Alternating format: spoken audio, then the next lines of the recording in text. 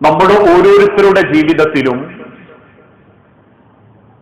ഒരുപാട് പ്രയാസങ്ങളിലൂടെയും പരീക്ഷണങ്ങളിലൂടെയുമാണ് നമ്മളൊക്കെ നീങ്ങിക്കൊണ്ടിരിക്കുന്നത്.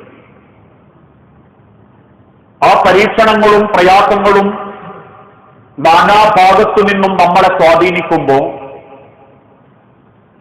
ഒരു വിശ്വാസിയെ സംബന്ധിച്ചിടത്തോളം അവനുള്ള വലിയൊരു ആശ്വാസം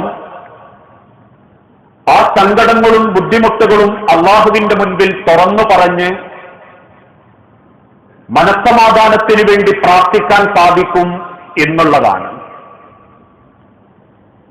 കാരണം അള്ളാഹു തീരുമാനിച്ച ഒരു തീരുമാനം അതൊരാൾക്ക് മാറ്റാൻ സാധിക്കുമെങ്കിൽ അത് അള്ളാഹുവിന് മാത്രമേ സാധിക്കുകയുള്ളൂ. മനുഷ്യന്റെ പണം കൊണ്ടോ അധികാരം കൊണ്ടോ അവനുണ്ടെന്ന് അവൻ അഭിമാനിക്കുന്ന അവന്റെ ആരോഗ്യം കൊണ്ടോ റബ്ബിന്റെ ഒരു തീരുമാനം മാറ്റാൻ അവനെ കൊണ്ട് സാധിക്കില്ലെങ്കിൽ റബ്ബ് തന്നെ പ്രവാചകൻ സല്ലല്ലാഹു അലൈഹി വസല്ലമയിലൂടെ പഠിപ്പിച്ചു, അള്ളാഹുവിന്റെ ഒരു തീരുമാനം അള്ളാഹു മാറ്റുന്നത് പ്രാർത്ഥനയിലൂടെ മാത്രമാണ്. ലാ യുറുദ്ദുൽ ഖളാഉ ഇല്ല ദുആ. ലാ യുറുദ്ദു, അള്ളാഹു മാറ്റുകയില്ല, അൽ ഖളാഉ, റബ്ബിന്റെ വിധി. നമ്മളുടെ ഓരോരുത്തരുടെ ജീവിതത്തിലും അള്ളാഹു തീരുമാനിച്ച ഒരു വിധി അള്ളാഹു മാറ്റുന്നത് ഇല്ല ദുആ, പ്രാർത്ഥന കൊണ്ടല്ലാതെ അള്ളാഹു അത് മാറ്റുകയില്ല. അവനവന്റെ ഹൃദയം റബ്ബിനെ ഏൽപ്പിച്ചുകൊണ്ട് ഹൃദയം തുറന്ന ആത്മാർത്ഥതയോടുകൂടി റബ്ബിനോട് ആര് പ്രാർത്ഥിക്കുന്നുവോ അതൊരു വിശ്വാസിയുടെ ആയുധമാണ്. ഏത് സങ്കടത്തിലും അവൻ നേരിട്ടുകൊണ്ടിരിക്കുന്ന ഏത് പ്രയാസത്തിലും മനസ്സ് നിറഞ്ഞ ഒരു പ്രാർത്ഥനയുണ്ടെങ്കിൽ മനുഷ്യൻ പോലും നിസ്സഹായനാകുന്ന ഒരു സമയത്ത് അള്ളാഹുവിന്റെ സഹായം വന്നെത്തും. ഏതാനും ചില ദിവസങ്ങൾക്ക് മുൻപ് ഒരു സുഹൃത്ത് പറഞ്ഞ ഒരു കഥയുണ്ട്. ആഴ്ചകൾക്ക് മുൻപേ അജ്മാൻ എന്ന പ്രദേശത്ത് വെച്ചൊരു ചെറുപ്പക്കാരൻ മരണപ്പെടുകയുണ്ടായി. അദ്ദേഹത്തിന്റെ മയ്യത്ത് വിട്ട് കിട്ടാൻ വേണ്ടി 4-5 ദിവസം എടുക്കുകയും അവസാനം ദുബായ് ഭരണത്തിന്റെ കീഴിൽ അജ്മാൻ ഭരണത്തിന്റെ കീഴിൽ നിശ്ചയിക്കപ്പെട്ടതും ഫ്ലൈറ്റിന് ടിക്കറ്റ് കിട്ടിയതും വെള്ളിയാഴ്ച വൈകുന്നേരത്തെ ഫ്ലൈറ്റിലേക്കായിരുന്നു. ആ വിവരം നാട്ടിലുള്ള ആളുകളെ അറിയിച്ചപ്പോ ആ മയ്യത്ത് വിട്ടുകിട്ടാൻ വേണ്ടി പണിയെടുക്കുന്ന ആളുകൾക്ക് ചൊവ്വാഴ്ച രാവിലെ വൈകുന്നേരം ഒരു ഫോൺ കോൾ വന്നു, നാട്ടിൽ മരണപ്പെട്ടവന്റെ ഉമ്മയുടെ കോള്. ആ ഉമ്മ കണ്ണുനീരോടെ ചോദിച്ച ചോദ്യം, നിങ്ങൾക്കതൊന്ന് വ്യാഴാഴ്ചത്തേക്ക് മാറ്റാൻ പറ്റുമോ? വെള്ളിയാഴ്ച നാട്ടിൽ കൊണ്ടുവന്ന് ജുമഅക്ക് മുൻപ് അവനെ മറമാടിയാൽ ആ ജുമഅയിൽ പങ്കെടുക്കുന്നവരുടെ പ്രാർത്ഥനയും അവന് കിട്ടുമായിരുന്നു. നിങ്ങൾക്കതൊന്ന് വ്യാഴാഴ്ചത്തേക്ക് കൊണ്ടുവരാൻ സാധിക്കുമോ എന്ന് ചോദിച്ചപ്പോ അവിടെയുള്ള ആളുകൾ നിസ്സഹായതയോടെ പറഞ്ഞു, അതൊരിക്കലും സാധ്യമാകുന്നില്ല, കാരണം അദ്ദേഹത്തെ കൊണ്ടുപോകാനുള്ള ഫ്ലൈറ്റ് പോലും ചാർട്ട് ചെയ്യപ്പെട്ടതാണ്. പിന്നീട് മണിക്കൂറുകൾക്കപ്പുറം അത്ഭുതത്തോടെ ആ പ്രവർത്തകർ പറയുന്നു, ഒരിക്കലും സംഭവിക്കാത്ത രീതിയിൽ ഒരിക്കൽ പോലും യാത്ര തിരിച്ചുവെക്കാത്ത, അതല്ലെങ്കിൽ ആ എയർലൈൻസിന്റെ ആളുകൾ വിളിച്ചിട്ട് പറയുന്നു, വെള്ളിയാഴ്ചത്തേക്കുള്ള യാത്ര ഞങ്ങൾ ക്യാൻസൽ ചെയ്തിട്ടുണ്ട്, പകരം വ്യാഴാഴ്ച ഉച്ചയ്ക്ക് ശേഷമുള്ള ഫ്ലൈറ്റിൽ നിങ്ങളുടെ ആ മയ്യത്ത് ഞങ്ങൾ കൊണ്ടുപോകും. മനുഷ്യരെ ഒരു പ്രാർത്ഥനയാണ് മനുഷ്യന്റെ തീരുമാനം മാറ്റുന്നത്. അവനവന്റെ ജീവിതത്തിലുള്ള ഓരോ സങ്കടങ്ങളും റബ്ബിന്റെ മുൻപിൽ ഏറ്റുപറഞ്ഞ് അവൻ മനസ്സ് തുറന്നാൽ ഏത് അവന്റെ ചോദ്യവും അള്ളാഹു സ്വീകരിക്കും, അത് ഹറാമല്ലെങ്കിൽ. അതുകൊണ്ടാണ് ലോകത്തിന്റെ ഹബീബായ നബിത്തങ്ങൾ പഠിപ്പിച്ചതും റബ്ബിന് ഏറ്റവും ഇഷ്ടം ആ റബ്ബിനോട് നമ്മൾ പാശ്ചാത്തപിക്കുന്നതും ചോദിക്കുന്നതുമാണ്. വിശുദ്ധ ഖുർആനിലൂടെ അല്ലാഹു തആല കാര്യം ഓർമ്മപ്പെടുത്തി, വഖാല റബ്ബുക്കും ഉദ്ഊനി അസ്തജിബ് ലക്കും. വഖാല റബ്ബുക്കും, നിങ്ങളുടെ രക്ഷിതാവ് നിങ്ങളോട് പറയുന്നു, ഉദ്ഊനി, നിങ്ങൾ എന്നോട് പ്രാർത്ഥിക്കണം. എന്ന പേര് നിങ്ങൾ വേറൊരു സ്ഥലത്തേക്കും പോകരുത്. അള്ളാഹുവിനെ കാണാൻ ഏതെങ്കിലും മക്ബറയിലേക്കോ ജാറത്തിലേക്കോ അള്ളാഹുവിന്റെ ഏതെങ്കിലും അർത്ഥത്തിൽ മന്ത്രിച്ചോദിയോ ഏതെങ്കിലും രീതിയിൽ നിങ്ങൾ പോകണ്ട.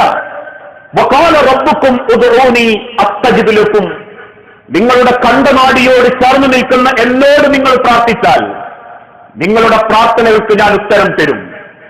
ഹബീബായ പ്രവാചകൻ സല്ലല്ലാഹു അലൈഹി വസല്ലം ഒരിക്കൽ സ്വഹാബത്തിനെ പഠിപ്പിച്ചു, അല്ലാഹുവിന് ഏറ്റവും ദേഷ്യം എന്താണെന്നറിയോ?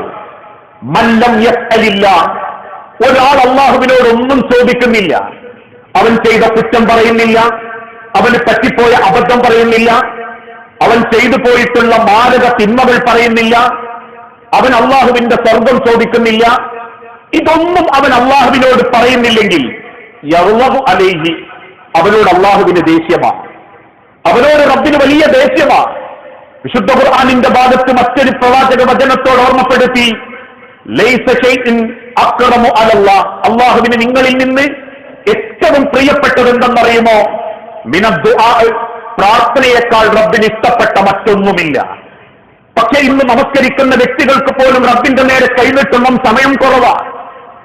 വയലുകൾ ഒരുപാട് കേൾക്കുന്നവർക്ക് 10 മിനിറ്റ് പടത്തോട് മനസ്സ് തുറക്കാൻ നേരം കുറവാണ്. ഏതെങ്കിലും ഒരു പ്രാർത്ഥന അധികരിച്ചാൽ സങ്കടപ്പെടുന്നവരാ പലരും.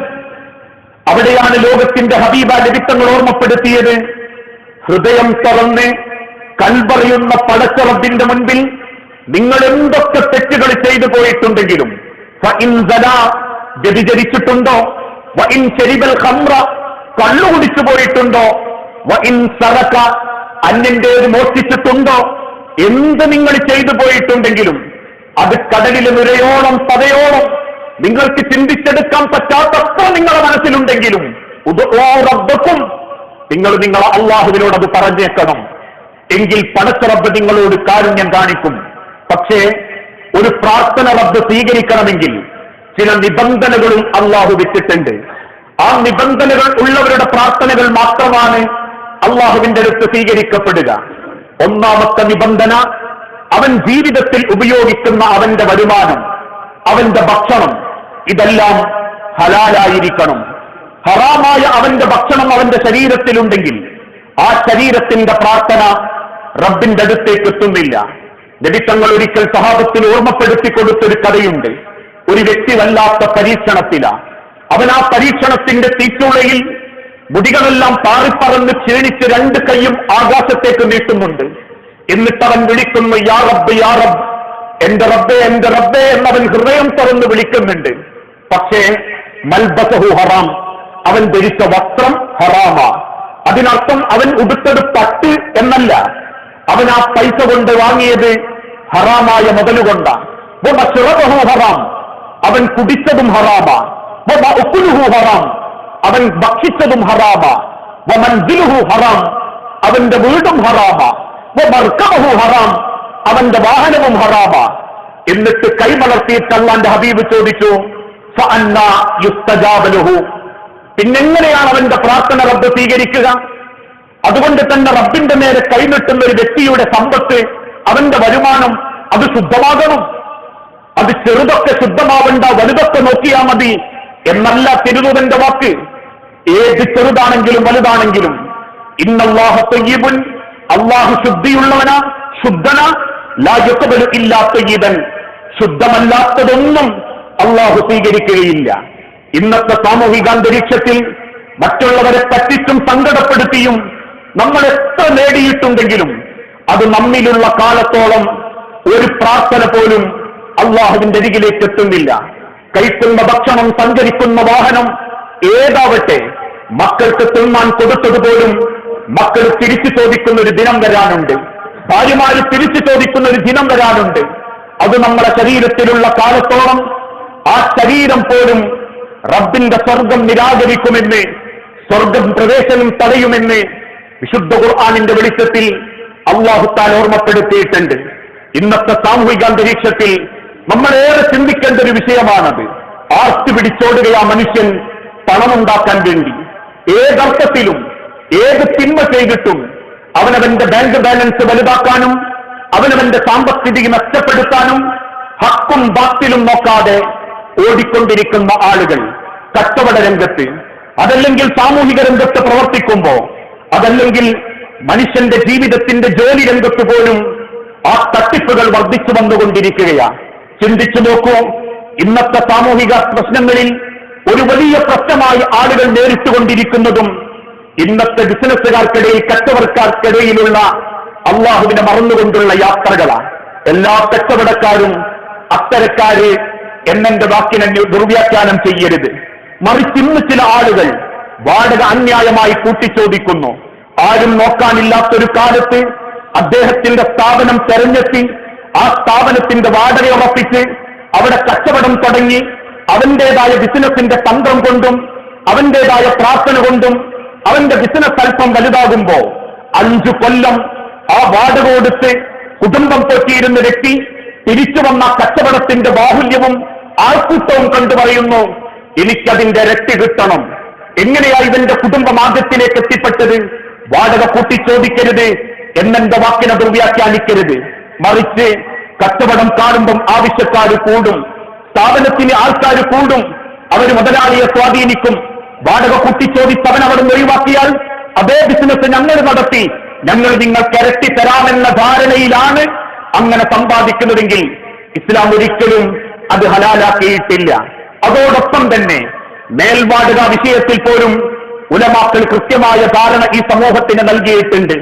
ആരോടോ പറഞ്ഞ് വാക്കൊപ്പിച്ച് ഒരു ധാരണ മാത്രം വാക്കിലൊതുക്കി പിന്നീട് മേൽവാടക കൊടുത്ത് മുതലാളി അറിയാതെ ലക്ഷങ്ങൾ സമ്പാദിക്കുന്ന ആളുകൾ ഇസ്ലാം അത് അനുവദിച്ചിട്ടുണ്ട്.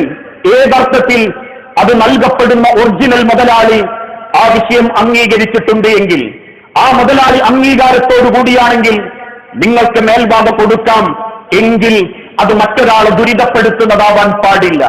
ഇനി അതല്ല, അങ്ങനെ കൊടുക്കുന്ന സമയത്ത് നിങ്ങൾക്കതിൻ്റെതായ ഉൽപ്പന്നത്തിൽ ആ ഷോപ്പിൽ നിങ്ങളായിരിക്കണം മുതലാളിയെപ്പോലെ ആ ഷോപ്പിന് വേണ്ട കൈകാര്യകത്വത്തിൽ ഒന്ന് പെയിന്റ് അടിക്കാൻ, അവിടെയുള്ള ആവശ്യങ്ങൾക്ക് വേണ്ടി നിങ്ങളും സന്നദ്ധനാവണം. അല്ലാതെ ഇടക്ക് നിന്ന് മുതലാളി അറിയാതെ മേൽവാടക കൊടുത്ത് പ്രശ്നം വരുമ്പോൾ മുതലാളിന്റെ തലയിലിട്ട് ഇടക്ക് നിന്ന് പൈസ വസൂലാക്കുന്ന രീതിയും അനുവദനീയമല്ല എന്ന് ഉലമാക്കൾ കൃത്യമായി രേഖപ്പെടുത്തിയിട്ടുണ്ട്. ഇനി അത് ജോലിയുടെ രംഗത്താണെങ്കിൽ പോലും ഇന്ന് പലരും സ്ഥാപനം തുറന്നു വെച്ചിട്ട് ജനങ്ങളെ സ്വാധീനിക്കും. നിങ്ങൾക്ക് വിസ തരാം, നിങ്ങൾക്ക് 6 മണിക്കൂർ പണി, 8 മണിക്കൂർ പണി, അതും കേസിലിരിക്കുന്ന പണി, ആവേശത്തോടുകൂടി കിടപ്പാടം പടയപ്പെടുത്തി പല സാധു ചെറുപ്പക്കാരും ട്രാവൽസുകാരന്റെ വാക്ക് കേട്ട് ഇറങ്ങിച്ചെല്ലും. അവസാനം വിദേശത്തെത്തുമ്പോ അവന്റെ ജീവിതത്തിൽ 16 മണിക്കൂർ പണിയും കിടന്നുറങ്ങാനും ഭക്ഷണവും കിട്ടുന്നില്ല എങ്കിൽ വാങ്ങിവെച്ച കെട്ടുകൾ നിങ്ങളുടെ ഭാരങ്ങളിൽ വലിയ ഭാരമായി നാളെ റബ്ബിന്റെ മുൻപിൽ നമ്മൾ ഓരോരുത്തരും അനുഭവിക്കേണ്ടി വരും. വാഹന കൈമാറ്റ രംഗത്ത് പോലും ഡോക്ടർമാരുടെ ചിഹ്നമൊട്ടിച്ചാൽ കുട്ടിപ്പാളീസായി പൊട്ടിപ്പൊളിഞ്ഞ വാഹനം പുട്ടിച്ചുകൊണ്ടുവന്ന് ഡോക്ടറുടെ സ്വാധീനത്തിലുള്ള വണ്ടിയാണെന്ന് ബോധ്യപ്പെടുത്തിയാൽ അത് കച്ചവട തന്ത്രമായേക്കാം.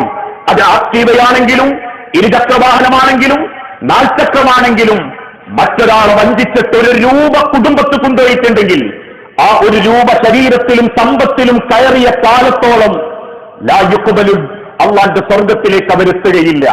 അതുകൊണ്ട് തന്നെ പ്രാർത്ഥന റബ്ബിന്റെ അരികിലേക്ക് എത്തണമെങ്കിൽ സമ്പത്ത് സംശുദ്ധമാകണം. ഏത് രംഗത്തും ഇന്ന് പൊതുവെ സമൂഹത്തെ സ്വാധീനിക്കുന്ന ചില സാമ്പത്തിക അക്രമങ്ങൾ സൂചിപ്പിച്ചു എന്ന് മാത്രം ഇതെല്ലാ രംഗത്തുമുണ്ട്. അളവിലും തൂക്കത്തിലും കൃത്രിമം കാണിക്കുന്നവരുണ്ട്, അതല്ലെങ്കിൽ ഇടയാളനായി നിന്ന് വെറുതെ കമ്മീഷൻ പറ്റുന്നവരുണ്ട്. ഇസ്ലാം അനുവദിച്ച കമ്മീഷനുണ്ട്. എന്നാൽ ഇതൊന്നും ചെയ്യാതെ ഭയപ്പെടുത്തി കാര്യം നേടും. അവനൊന്ന് സംതൃപ്തിപ്പെടുത്തിയിട്ടില്ലെങ്കിൽ ഓൻ രാഷ്ട്രീയപരമായി നമ്മളിടയിൽ വന്ന് ഇടങ്കോടുണ്ടാക്കും എന്ന ഭയത്തിന്റെ പേരിൽ ഒരാൾ എന്തെങ്കിലും കൊണ്ടുത്തരുമ്പം ആ കമ്മീഷൻ പറ്റുന്ന രീതിയൊക്കെ പറയുകയാണെങ്കിൽ ആളുകൾക്ക് മനസ്സിൽ വെറുപ്പ് തോന്നുന്ന ഇന്നത്തെ സാമ്പത്തിക സമ്പാദന രീതികളിൽ പലതും അല്ലാഹു ഹറാമാക്കിയതാ. അതിന്റെ പേരിലാ ഇന്ന് സമൂഹം ദുരിതപ്പെടുന്നത്. അതിന്റെ പേരിലാ നല്ല ഉൽപ്പന്നങ്ങൾ വിറ്റഴിക്കപ്പെടാത്തത്. അതിന്റെ പേരിലാ പലരും മനസ്സ് വേദനിച്ച് ജീവിച്ചുകൊണ്ടിരിക്കുന്നതെങ്കിൽ ഹബീബായ നബി തങ്ങൾ ഓർമ്മപ്പെടുത്തിയതുപോലെ പണം സംശുദ്ധമല്ലേ, ഹലാലല്ലേ, അവന്റെ പ്രാർത്ഥന അവന്റെ തലവിട്ട് കടക്കുന്നില്ല, അള്ളാന്റെ അരികിലേക്ക് എത്തുന്നില്ല. നിങ്ങൾ ചോദിച്ച സ്വർഗം അള്ളാഹു നിങ്ങൾക്ക് നൽകില്ല. പാപങ്ങൾ മുഴുവനും പുറത്തു എന്ന് നിങ്ങൾ വിശ്വസിക്കുന്നുണ്ടെങ്കിലും റബ്ബിന്റെ അരികിലെത്തുമ്പോ ആ പാപഭാരത്തിന്റെ കണക്ക് അള്ളാഹു അവർക്ക് കാണിച്ചു കൊടുക്കുകയും ചെയ്യും. രണ്ടാമത്തത്, പ്രാർത്ഥനയിൽ വിനയമുള്ളവരാകണം. ഭക്തിയോടെ റബ്ബിനോട് ചോദിക്കണം. റബ്ബക്കും തളർറുഅൻ വഖുഫിയ, നിങ്ങൾ റബ്ബിനോട് ചോദിക്കേണ്ടത് വിനയത്തോടെയും രഹസ്യമായിട്ടുമാകണം. നാം പാപിയാണെന്ന ബോധമുണ്ടാകണം. എനിക്കെന്തോ തെറ്റുകൾ പറ്റിപ്പോയിട്ടുണ്ട് എന്ന സ്വയം കുറ്റബോധത്തോടെ റബ്ബിനോട് പ്രാർത്ഥിക്കണം.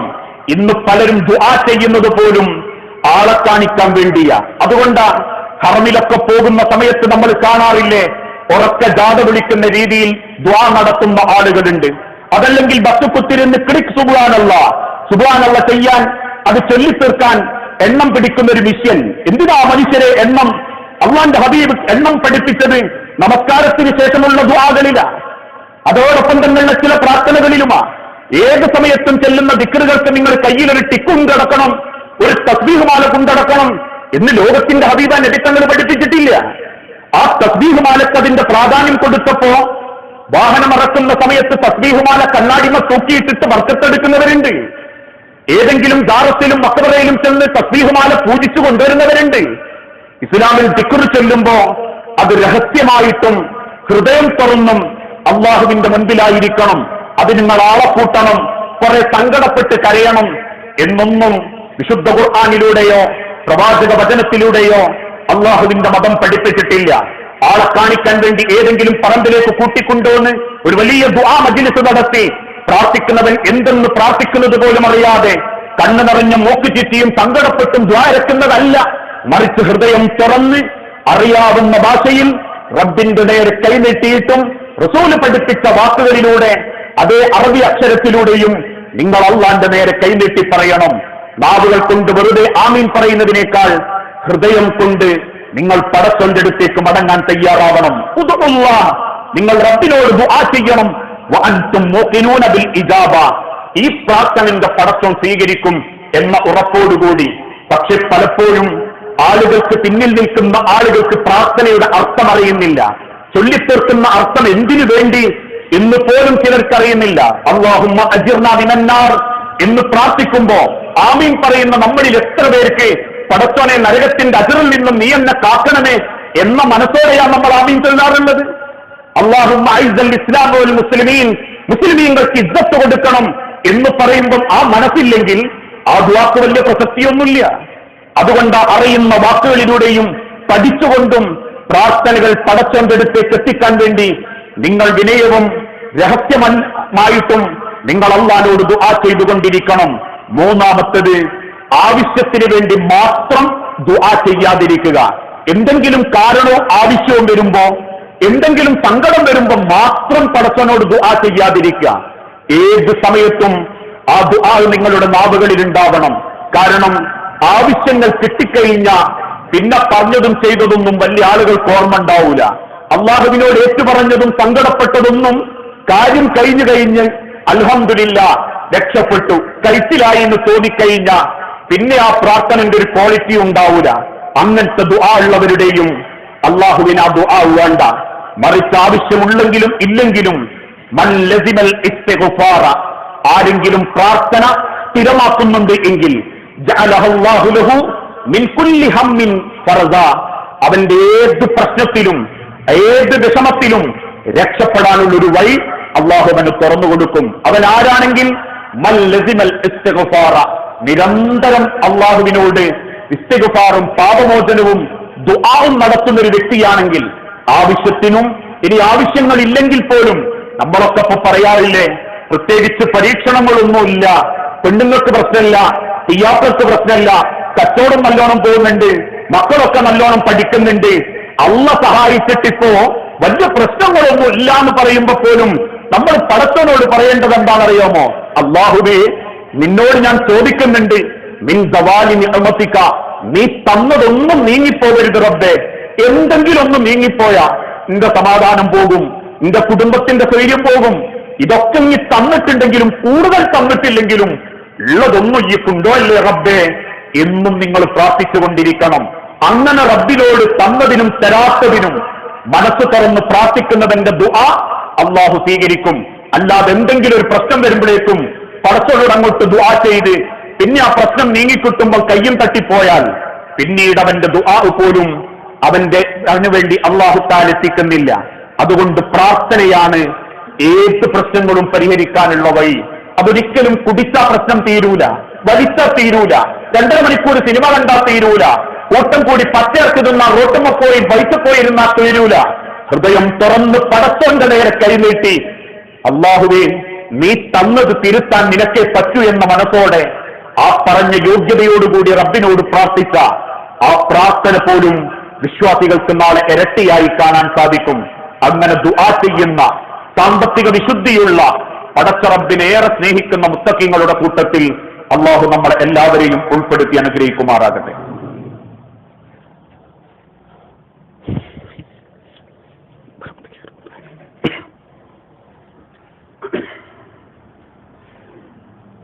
അൽഹംദുലില്ലാഹ്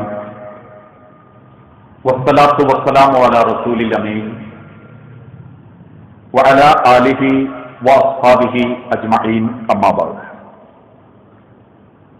യാ അയ്യുഹന്നാസ് ഊസീകും സാനിയം ബിതഖ്വല്ലാഹ്. ജീവിതത്തിന്റെ ഒരു രംഗത്തും അല്ലാഹുവിനെ മറന്ന് ജീവിക്കരുത് എന്ന് എന്നോടെന്ന പോലെ നമ്മളിൽ ഓരോരുത്തരോടും വസിയത്ത് ചെയ്യുകയാണ്, ഉപദേശിക്കുകയാണ്. മഹാനായ പ്രവാചകൻ സല്ലല്ലാഹു അലൈഹി വസല്ലമ ഒരിക്കൽ മദീന പള്ളിയിലെ ഉക്കാള ചന്തയിലൂടെ, പള്ളിക്കടുത്തുള്ള ഉക്കാള ചന്തയിലൂടെ നടന്നു പോകുമ്പോൾ നല്ല ഒരു വിരിപ്പിൽ ഭംഗിയുള്ള ഗോതമ്പ് കൂട്ടിവെച്ചത് കണ്ടു. ആ ഗോതമ്പിന്റെ തെളിച്ചവും തിളക്കവും ഭംഗിയും കണ്ടപ്പോൾ നബി സല്ലല്ലാഹു അലൈഹി വസല്ലമയുടെ മുഖത്ത് വല്ലാത്തൊരു സന്തോഷം. പുഞ്ചിരിയോടെ അദ്ദേഹം ആ ഗോതമ്പ് വിൽക്കുന്ന സ്വഹാബത്തിന്റെ അരികിൽ ചെല്ലുകയും അതിൽ നിന്ന് അല്പം ഗോതമ്പ് കൈകൊണ്ട് പിടിച്ചെടുക്കുകയും ചെയ്തു.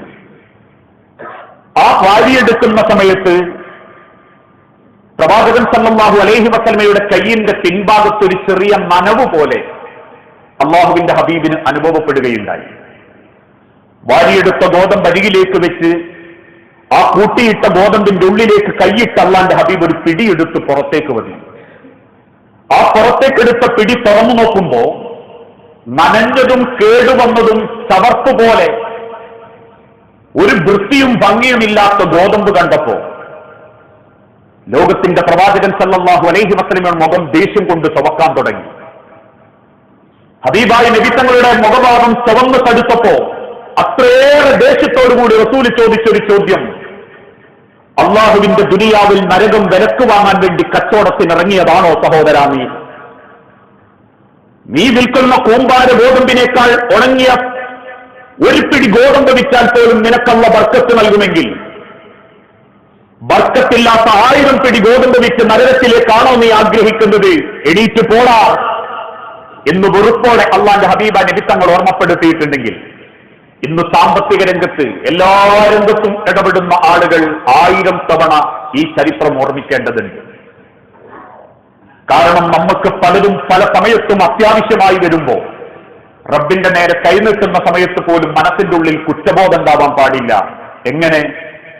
നിന്റെ പ്രാർത്ഥനകൾക്ക് സ്വീകരിക്കാതിരിക്കാനുള്ള ഒരാളെ മനസ്സ് വേദനിച്ചൊരു ഉറുപ്പെന്റെ ഇല്ല റബ്ബേ എന്നൊരു സമാധാനം ഉണ്ടല്ലോ മനുഷ്യരെ. ആ നിർണായക ഘട്ടത്തിൽ നമുക്ക് നൽകുന്ന ആശ്വാസം വലുതാണ്. അതിനു പകരം ആളെ പറ്റിച്ചും വഞ്ചിച്ചും കള്ളത്തരം കാണിച്ചും ഉണ്ടാക്കിയ മുതലൊന്നും ഉപകാരപ്പെടാതെ നിസ്സഹായതയോടെ നിൽക്കുമ്പോൾ പടച്ചോന്റെ നേരെ കൈനീട്ടുമ്പോ പോലും അതല്ല സ്വീകരിക്കൂലാന്ന് തോന്നുന്ന ഒരു കുറ്റബോധം ഉണ്ടല്ലോ, അത് നേടിയ സമ്പത്തുകളൊക്കെ നശിപ്പിച്ചു കളയുന്ന ഒരു വേദനയായി ദുനിയാവിലും ആഖിറത്തിലും നമ്മൾ ഓരോരുത്തരും അനുഭവിക്കേണ്ടി വരും. അതുകൊണ്ടാണ് നബി തങ്ങൾ ഓർമ്മപ്പെടുത്തിയത്, നിങ്ങൾ ദുആ ചെയ്യണം അള്ളാഹുവിനോട്. എന്ത് ചോദിച്ചുകൊണ്ട്? അല്ലാഹുമ്മ ഇന്നി അസ്അലുക്കൽ ഖുബൂല. റബ്ബേ ഞാൻ നിന്നോട് പ്രാർത്ഥിച്ച പ്രാർത്ഥന റബ്ബനാ തഖബ്ബൽ മിന്നാ, നീ സ്വീകരിക്കണം റബ്ബേ. തള്ളിക്കളയുന്നവരുടെ കൂട്ടത്തിൽ ഈ എന്നെ പെടുത്തല് റബ്ബേ. ആ ദുആ നീ സ്വീകരിക്കണം നാദാ. വത്തൗഫീഖ, നിന്റെ അനുഗ്രഹം എനിക്കുണ്ടാവണം. വൽ ഇഖ്ലാസ, അതോടൊപ്പം പടച്ചോനെ നിഷ്കളങ്കതയുണ്ടാകണം. ഫിൽ ഖൗലി വൽ അമലി, ഞാൻ ഈ ചോദിക്കുന്ന ദുആലും ചെയ്യുന്ന പ്രവൃത്തിയിലും ഒരനുഗ്രഹം, ഒരു തൗഫീഖ് എനിക്ക് ഉണ്ടാകണം റബ്ബേ.